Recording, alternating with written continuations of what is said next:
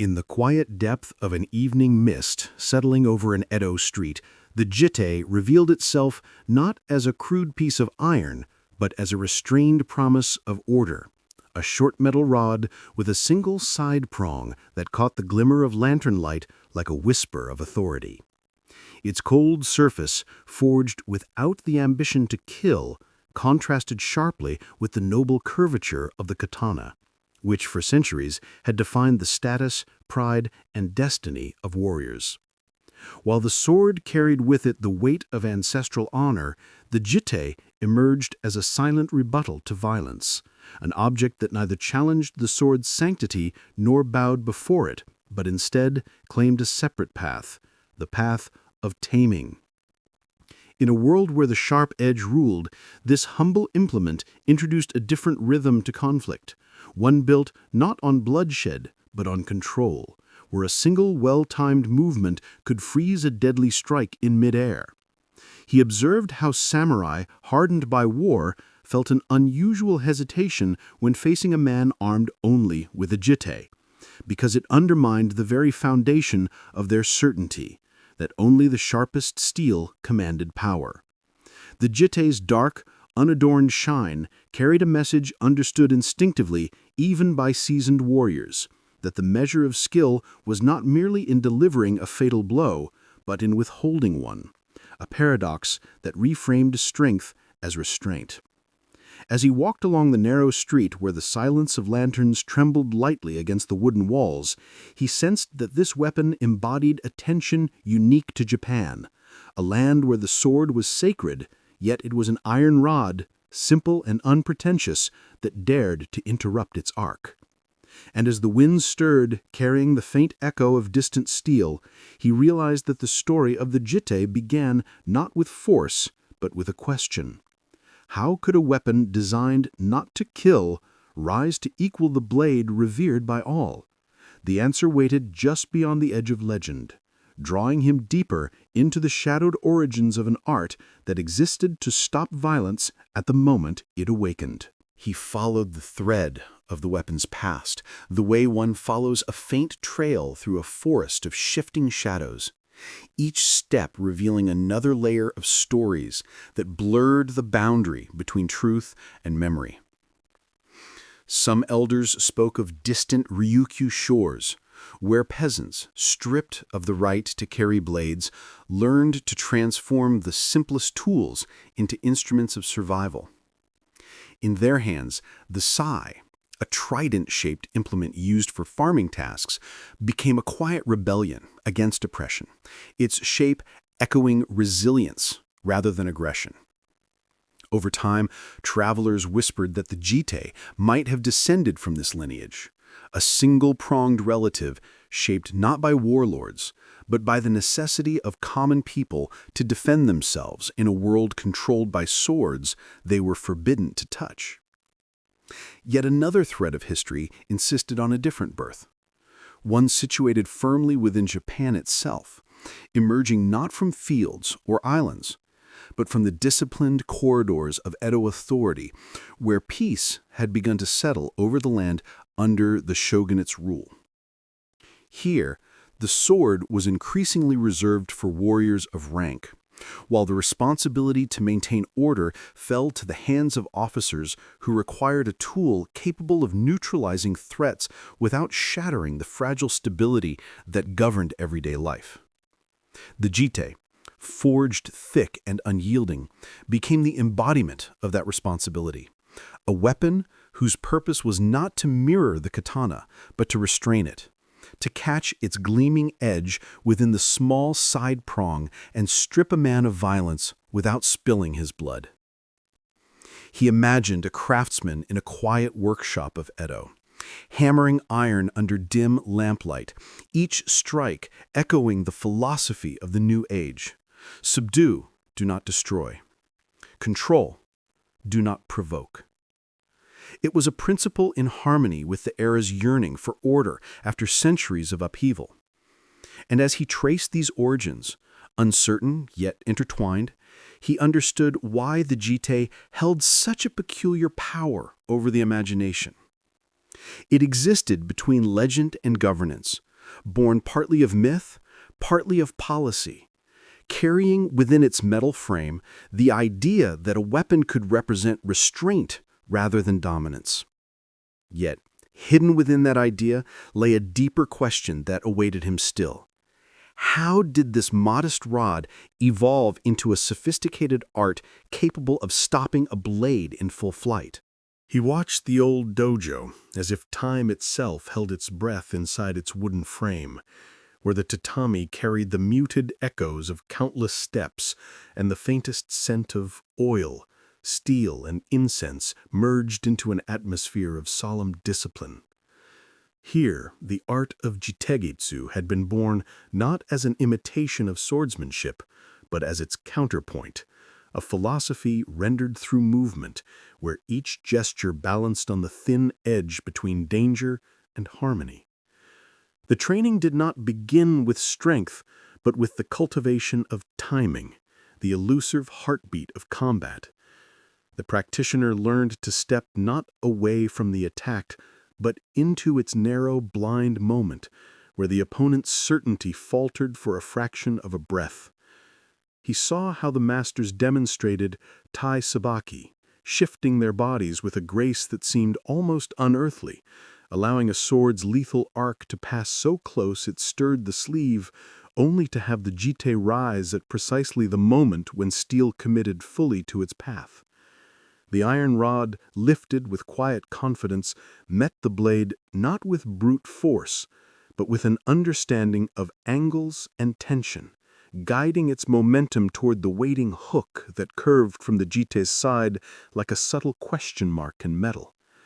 In that single instant, the purpose of the weapon revealed itself, not to break the sword, but to claim it, trap it, twist it downward, and leave the attacker suspended in the terrifying realization that his strike had been rendered meaningless. He observed how the masters moved after such a capture, a rotation of the wrist, a step forward, a subtle press of the jitte shaft against the opponent's forearm or neck, transforming the moment of clash into an immobilizing seal. There was no haste, no aggression, only the deliberate calm of someone who guided violence back towards stillness. Through each demonstration, he sensed that jittejutsu was more than a technique. It was a moral stance, the belief that victory need not bloom from the soil of destruction. The jitte became an instrument of will, an extension of a warrior's certainty that controlling himself was the first condition of controlling conflict. And yet, as he watched the blade caught again and again in that iron embrace, a question formed in the silence of the dojo. How did such a restrained art come to stand as a symbol of rightful authority in a land governed by the might of steel? Across the busy avenues of Edo, where shop banners fluttered in the soft wind and the rhythm of wooden geta echoed over packed earth, the jitte appeared not as a weapon of intimidation, but as a calm declaration of authority. Worn at the belt of the city's law enforcers, it stood in quiet contrast to the proud curve of the samurai sword. While the katana symbolized personal honor and the legacy of a warrior's lineage, the jitte signified the will of the shogunate, a power that flowed not from destruction, but from restraint. Officers entrusted with maintaining order carried it openly, for its presence alone granted the legal right to confront even men of higher rank, a right reinforced by centuries of unspoken understanding. Law outweighed lineage.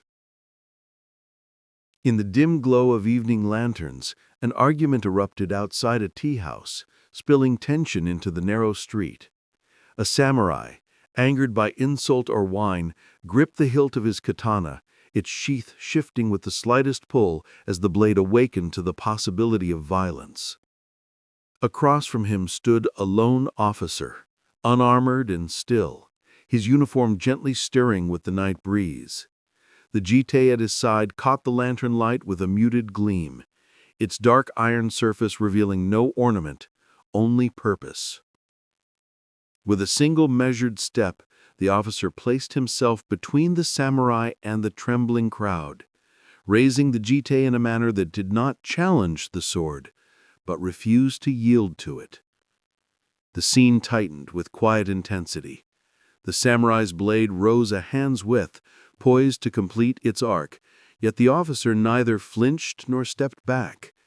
The jitte angled slightly forward, its hook ready to intercept the steel should it break free from its sheath. The contrast grew sharper with each heartbeat, one weapon designed to sever, the other crafted to halt destruction without drawing blood.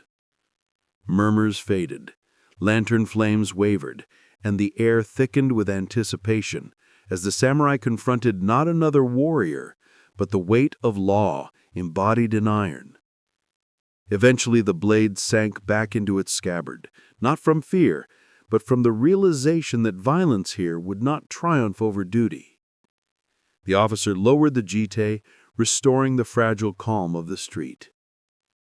The moment left an imprint stronger than any clash of weapons, demonstrating how a simple iron rod could stand firm before the revered symbol of a warrior's life.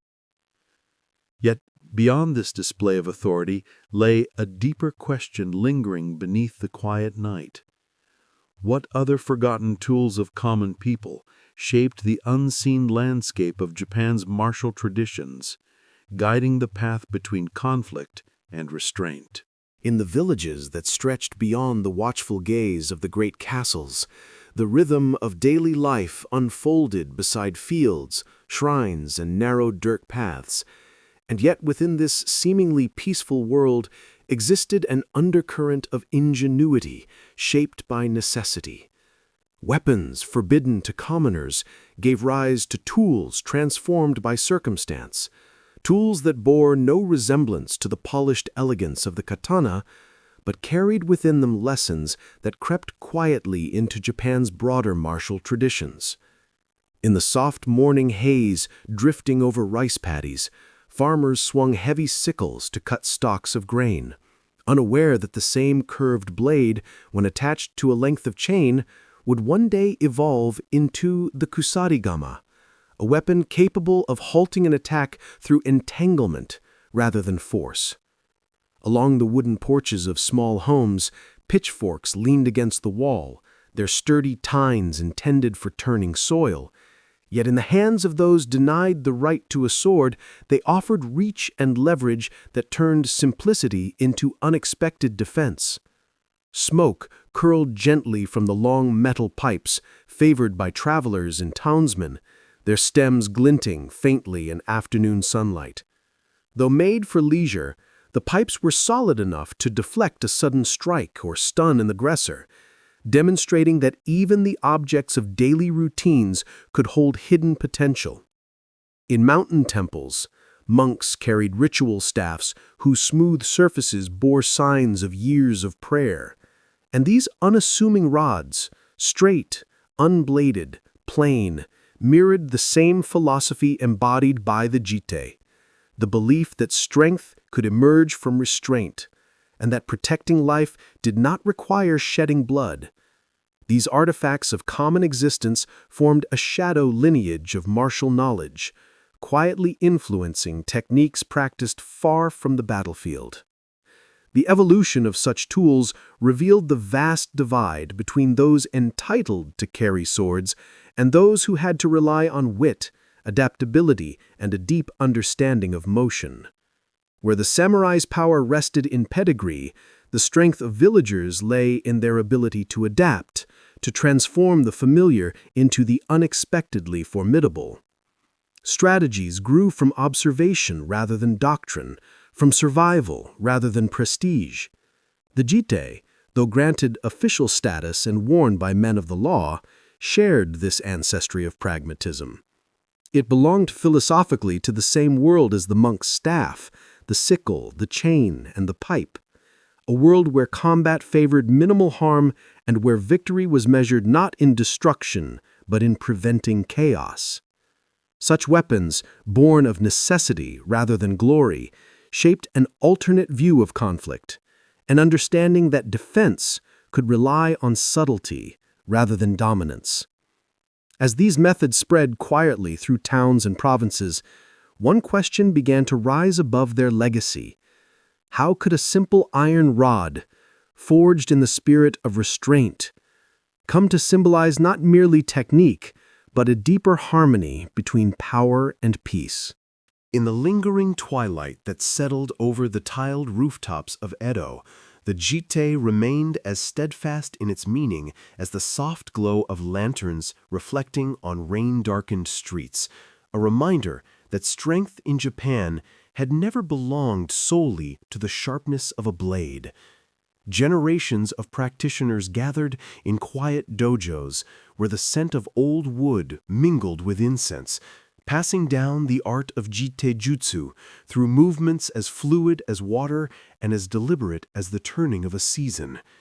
Each technique carried within it a philosophy deeper than the iron from which the weapon was forged, the idea that true mastery meant guiding conflict back into stillness rather than allowing it to erupt into ruin. Through the years, the jitte became not merely an instrument of physical control, but a marker of moral discipline, a symbol of responsibility placed into the hands of those trusted to maintain harmony in a world where the sword, revered and feared, hovered perpetually on the edge of action. In stories told beside hearths and in scrolls preserved through centuries, the jitte reappeared again and again as a quiet counterpoint to the grandeur of the katana. It showed that a warrior's greatness did not always reveal itself in the force of a strike, but in the restraint that prevented a strike from landing. Even in moments when tempers flared, when a single misstep could bring steel flashing through the air, the jitte offered a different path, one where the preservation of life took precedence over the assertion of dominance. Across generations, officers of the law wore it as a badge of trust, and students of jittejutsu treated it as a vessel for inner cultivation. The weapon's legacy moved through eras of peace and unrest alike, shaping the understanding that authority need not roar in order to be obeyed. As the centuries advanced, the jitte slowly transformed from a tool of active enforcement into a relic of philosophical depth, studied more for the ideals it embodied than for its practical use. Yet its essence endured untouched, like a quiet current beneath the surface of a river. In the dark sheen of its iron, the spirit of Japan's martial evolution was reflected, a world where war and peace intertwined, where the sharpest weapon could be one that never cut. The jitte came to represent a warrior's victory over his own impulses, a triumph not of strength over strength, but of discipline over chaos. And in the fading light of evening, with temple bells resonating across distant hills, its legacy crystallized into a single enduring truth, that the greatest power is not in the blade that strikes, but in the hand that chooses to stay its motion. He who has learned to stop the sword without losing his composure has already won the war within himself.